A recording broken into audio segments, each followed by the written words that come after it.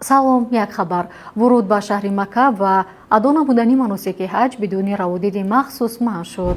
Вазорати корҳои дохилаи шоҳигарии Арабистони Саудӣ эълон кардааст, ки аз 29 апрели соли 2025 онҳое ки мехоҳанд ба шаҳри Макка ворид шаванд ва маносики ҳаҷро ба ҷо биёранд, бояд раводиди махсус дошта бошанд.